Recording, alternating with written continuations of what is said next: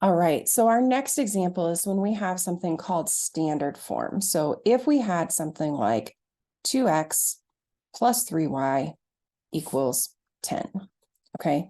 This is standard form. It's in the form ax plus by equals c, okay? All of these are just numbers, okay? But it's a lot harder to graph from standard form.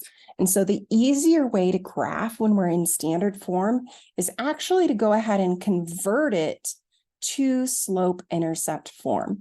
So I'm going to give a few examples of how we do that and then let you guys practice. So first, when I have this equation, I know that my y, right, because slope-intercept form looks like this, okay? I need my y to be on one side of the equation and everything else to be on the other side of the equation. So I'm going to start by subtracting my 2x because I know that I need that to be on the other side. So now I have 3y equals, I have this negative 2x, and so I'm going to put that in the front because I want to be closer to this form. Okay?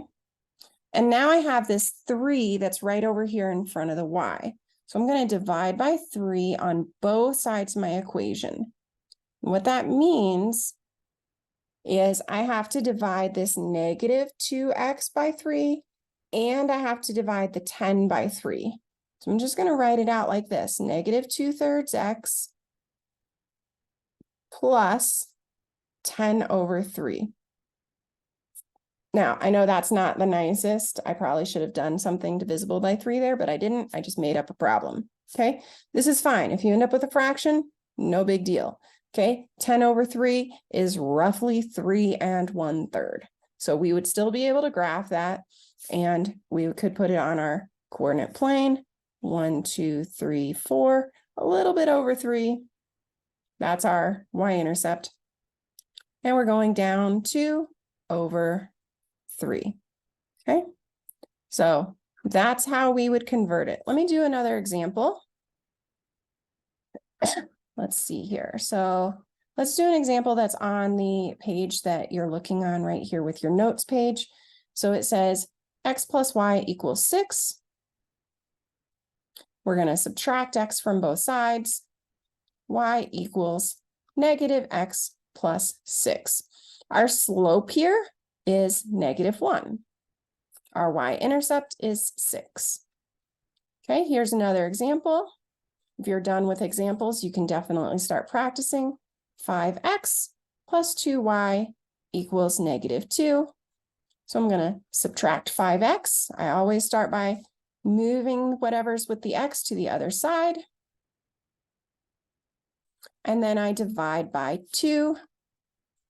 So I have y equals, I'm going to divide this by 2, -5 over 2x, and I'm going to divide this by 2, so 2 over 2 is 1. Let's do one more. I want to make sure that I get an example with a subtraction. I'll show you what I mean by that in just a moment. So here we go. This is the last example on that page. 2x minus 4y equals 28. So again, I'm going to start by moving the thing with the x to the other side. And this time, the difference is I have a negative right here. So I have to divide by -4. Divide by -4. Don't lose this negative and really think about what it means. So -2x divided by -4. Negative divided by a negative is a positive. 2 over 4 is 1/2. So I now have positive 1/2 x. I have 28 divided by -4. So this is a -7. Let me know if you have any questions about that.